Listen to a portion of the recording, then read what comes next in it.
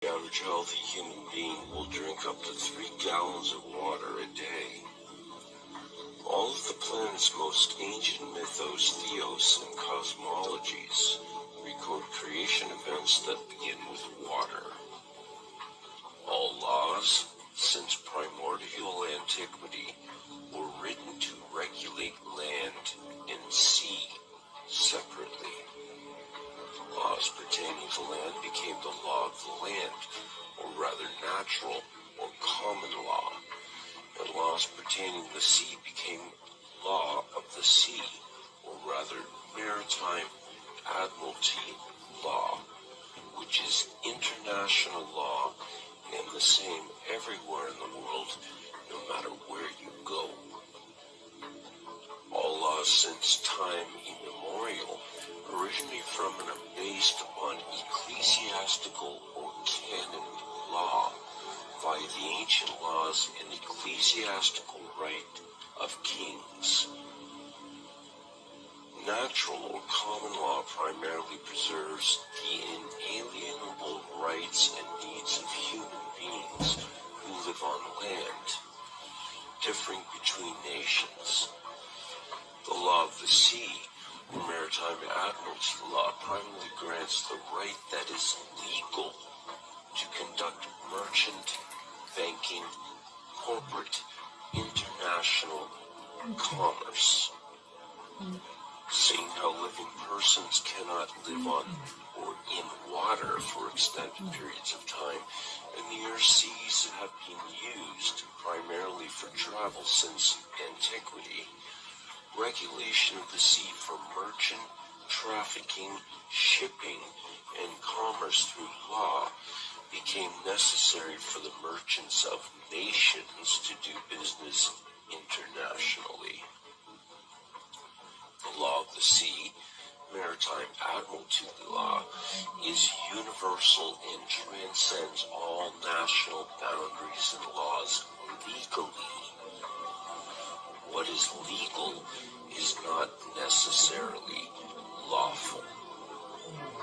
Natural or common law, the law of the land, preserving the rights and freedoms of living persons, is lawful.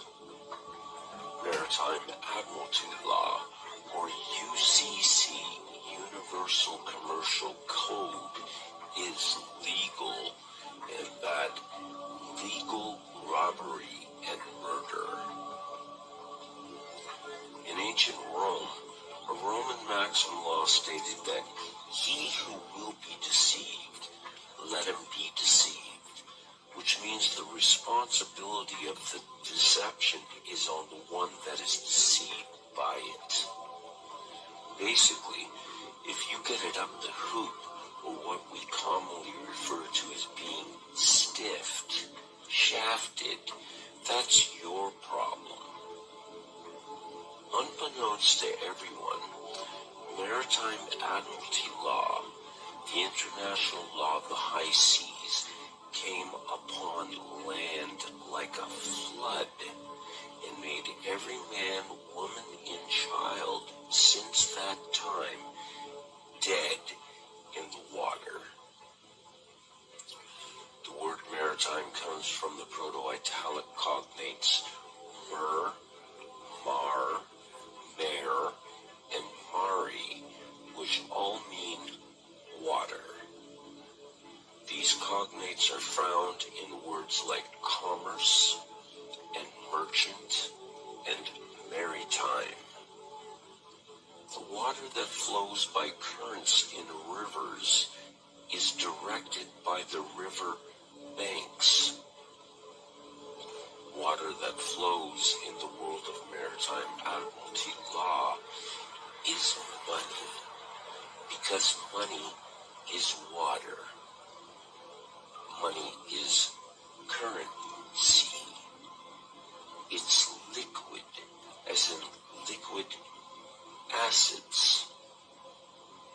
Money, or monai, mono-I, or simply one eye in maritime admiralty banking laws, is the lifeblood, the cash flow system of merchandising and traffic. To traverse this fictional world, there must be ships. Ships traverse water or the sea, and when they come to land, they come into a port. When you plug your electronic device into a computer, you're plugging it into a USB port, a universal serial bus port. The world of the internet is analogized with water as well. We have the deep web, and when you do a live social media broadcast on the internet, you are streaming the show. When a ship pulls into the port, it comes down a canal to where there is a dock, and there the ship is tied off. The ship's captain submits to the dockmaster a manifest of birth, a license and manifest of goods and services being delivered by the ship to the dock. The dockmaster signs the manifest claiming the cargo as property now of the ward, which includes livestock. All ships are female. A woman is a ship. A man is a fabricator. A man delivers semen into a vessel. The woman bears the cargo of the semen and labors for 9 months, wherein water breaks and the semen in the hold come down the birth canal through a port of entry and are delivered in a hospital delivery room. According to Black's Law Dictionary, a hospital is also a bank and also a church. The woman has shipped newly birthed Admiralty maritime product, stock, livestock, cargo. A doctor will untie the ship from the cargo, stock, the product by cutting the umbilical cord to the ship or vessel and sign a birth certificate, a manifest of birth, after the cargo has been stamped or daubed by a footprint and fingerprint with blood and ink. And after the informants, which are your parents, sign the manifest, which is plainly written on the certificate itself, your parents, the informants, are informing the doctor that the cargo, the stock, is now delivered and can be claimed by signature. The doctor signs the certificate, making you now lost at sea as unclaimed corporate property, cargo, stock, product, commodity. You are now legally dead in the water, and your name appears in all capital letters and on every other legal document. And as I said, legal is not necessarily lawful. The word capital, capitol, etc. comes from the Latin caput, which means skull, and the word El, which is named for the Phoenician, Hebrew, and Roman god Saturn, which can be found in the Bible. Capitol is where we get Capitoline Hill, Golgotha. Capitol Hill is in Washington, D.C. Caesar in antiquity ruled from the hill, just as modern-day presidents, monarchs, and popes rule from hills. A gangster may shoot someone in the head and say, "I capped him," a euphemism for a bullet causing death to the head. The word captain comes from the word capital, which means money or one eye, and equals water, the currency, ration. All corporations are fictional. They exist on paper as a dead body vessel, just as your name in all caps on a birth certificate. The Constitution of the United States was formed in 1776, but the Constitution of the Incorporation of the United States was in 1871. The Corporation of the United States was formed in Delaware, Maryland in 1871 and became the United States, Inc. All citizens of U.S. Inc. have a license to work for U.S. Inc. They are employees. All corporations must have three things: a president, a vice president, and a secretary treasurer. Everything in the world of merchant corporate banking law revolves around ships, as ships are carried by the water, which is the current sea, and all corporations are ships. If you want to have a car, you must have an ownership. If you want to be a citizen of a nation or country, you must get a citizenship. If you go into business with someone, you enter a partnership. If you want to learn a trade, you may enter an apprenticeship. Want to go to college and get your degree? Get a scholarship. Want to go buy a new car? You go down to the dealership. If you are traveling by car, you may enter a township before you enter the very town.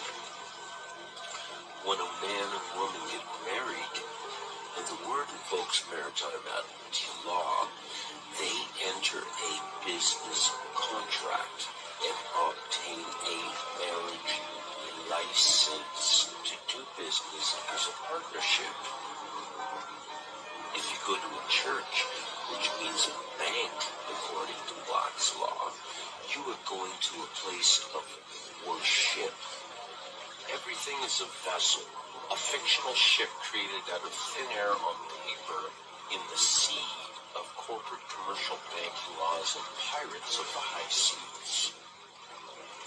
A person, according to Black's Law Dictionary, is a monster. According to canon law, Goyim, translated from the Hebrew to mean nations, cattle, chattel, animals, beasts, non-human according to rabbinical sources which are authoritative in ecclesiastical or canon law, which includes Talmudic rulings. Goyim have no rights. Admiral or admiralty laws apply to the authority of the captain, who is the admiral of the ship. The captain, or rather the admiral, who has absolute power and control of the ship, can make up the rules as he goes along.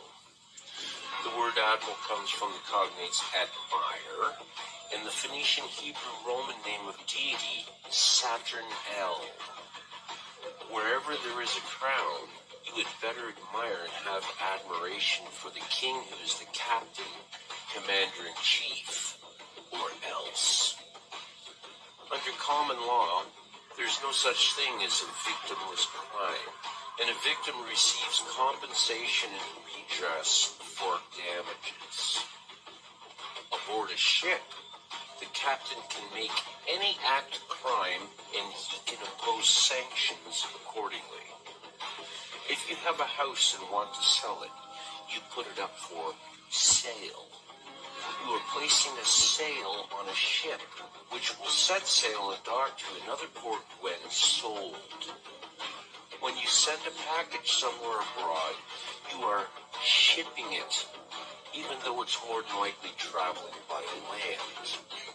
If you are losing your house, it's said that your house is underwater. If you get in trouble with the IRS or if you go to prison, it's said you have landed in hot or deep water, and someone has to come and bail you out. The ship pulls into a port and gets tied off at a dock. When you go to a court, your case is placed in a docket. All courts in the land are judiciaries. They are judicial courts operating under mixed Roman, common, canon, and admiralty maritime law under a crown. They are ships docked on land. This, according to the Judiciary Act of 1789, passed by Congress, which made all district courts admiralty courts having maritime admiralty jurisdiction. The United States of America and the United States are two different entities. One is a corporation, the other employees of the corporation. The United States of America never ever did win its independence from the Crown in the Revolutionary War. The Charter of Virginia of 1606 granted colonists a license to settle and colonize America by the king. The Treaty of 1783, after Cornwallis surrendered to Washington at Yorktown, completely contradicts and negates the generally assumed and taught notion that America won its independence from Britain. The first article of the Treaty of 1783 relinquishes all claims to America except for the continued tribute to the king under the Charter of Virginia of 1606. The charter was invoked by King James I, who gave you the King James Bible, and it states in Section 9 of the charter, and I quote, "Yielding therefore to us, our heirs and successors, the 5th part of all the same gold and silver, and the 15th part of all the same copper, so to be gotten or had as is aforesaid, without any other manner or profit or account, to be given or yielded to us, our heirs or successors." The Revolutionary War was over in 1781, but the Treaty of 1783 was signed 3 years later, which means the war was not over, nor was it won. The Treaty of 1783 upheld the tribute to the king's venture by the colonists, which means America remains to this day a British colony that pays tribute to the crown, as imposed by the Charter of 1606. America was conquered. Liberty is not freedom. A sailor on a ship gets liberty when he's allowed to have a short leave from the vessel when the ship pulls into port. A dog has liberty on a leash when you take him for a walk.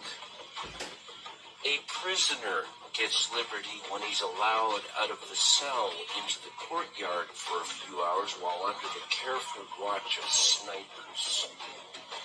Liberty is a license. It is a privilege allowed by a ruler, owner, king, etc. to a subject of the same. America never has been the land of the free at any time. It's the land of liberty on the leash of the crown. In the year 1106, the judgments or rules of Oleron were first implemented by Eleanor of Aquitaine after her return from the Second Crusade, having accompanied her first husband, King Louis VII. These were codified maritime admiralty laws that were supposed to protect the Crusaders' estates and titles while they went and fought the Crusades. This was based on the Greek maritime law of Rhodes of 900 BC called Lex Rhodia, which in turn came from the mariner laws codified ecclesiastically by the Phoenicians, who began their merchant mariner empire in 1586, lasting 1,000 years. In the year 1666, a great fire broke out in London while the Black Plague was ravishing Europe. The fire was intentionally set in putting rain, as some historians believe, to clear out the slums to make way for what would eventually be the City of London. Parliament, behind closed doors in secret, invoked the Cestui Act of 1540, enacted by the then King Henry VIII, reworked and instated by Charles I of the time. Cestui from the Old French into English means, "This killed that life." This made all men, women, and children presumed and assumed dead, and a trust set up. According to Black's Law Dictionary, Cestui means the person whose life measures the duration of a trust, gift, estate, or insurance contract. The life of a trust is 7 years under the law of limited liability. This act is most diabolically evil because it killed everyone and gave them 7 years to claim back their lives. The fires of 1666 also created the only parcel of land on the planet that does not have a title deed. The Golden Mile, the City of London, which is a corporation having its own flag, its own constitution and laws, its own defense and police forces. The Golden Square Mile holds the Bank of England, the London Metal Exchange, Fleet Street, FTSE Stock Exchange, the Royal Mint, and the Old Bailey Courthouse. The United States channels billions yearly to the Bank of England to pay the Crown's tribute. In 1913, the Federal Reserve was set up, the brainchild of a secret meeting held on Jekyll Island in 1910. As United States Inc.'s debt soared well above the estimated gold reserves the corporation of the U.S. held as a standard for the dollar, the Federal Reserve Act was passed on Christmas Eve while Congress is away, giving the power for a foreign corporate entity to print fiat and collect interest on monies created from thin air. A bank does not loan you money. That's illegal.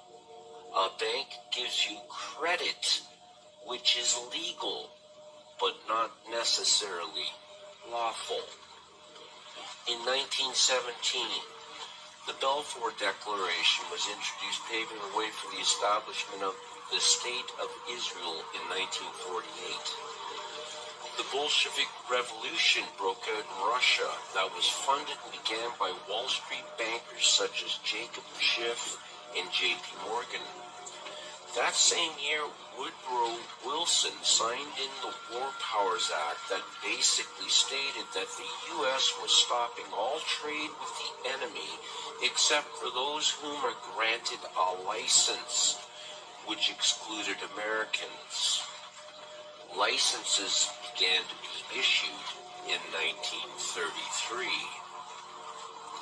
In 1933, the U.S. had reached Section 11 bankruptcy. President Roosevelt amended the War Powers Act of 1917 and declared all U.S. citizens as enemies of the state.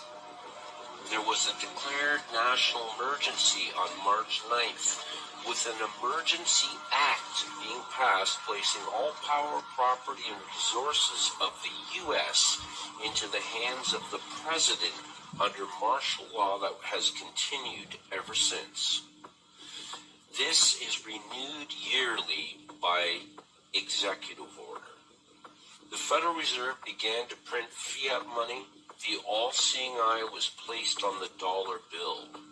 All men, women, and children born ever since arrive as collateral for U.S. Inc.'s debt as slaves and enemies of the state. The balance of debt versus collateral is determined through illegal wars for profit, where the debt versus collateral is balanced, or rather the herd of slaves is thinned out. What all this means, ladies and gentlemen, is you are all slaves and cannon fodder for the nations you are in and who are subservient to the rulers running them. You have been turned into collateral for national debts. Consider this when hearing about the imminent collapse of the economy soon to take place. When debts cannot be paid, you are said to be in deep water, and those in deep water usually drown. Shylock, according to Shakespeare, asks for a pound of flesh to pay the bill. The owners of U.S. Inc. demand the same according to Admiralty Maritime statutes you are all under. The sun never did set on the Roman Empire, and Rome is just as alive today as it was a couple thousand years ago. You are all owned property and subservient to a crown, whether you like it or not. You are all considered dead and unclaimed by the crown, who laid claim and made you their bitch. You cannot, nor are you allowed to speak for yourself, as dead persons cannot speak. It is why you need a lawyer to speak for you in a court. The dead have no rights. This is all based upon ancient ecclesiastical or canon law at its root and core. When you board a ship called a church, which is also considered a bank under Maritime Admiralty, and embark upon it, the licensed and registered pastor or priest must teach and keep you obedient to the monarch, the crown. Because he who wears the crown, which is the monarch, is the head of the ship called church. He is the king, the lord and captain of the ship called church, and the pastor or priest is an agent of the crown. Maritime Admiralty, or rather Universal Commercial Code, or UCC, is the matrix pulled over everyone's eyes that governs all, because everything has been made into ships on the sea of corporate commerce. Without their one eye, which is money, which is water, all ships are dead at sea and cannot traverse their fictional matrix they created. It's now high time for a concerted, universal mutiny.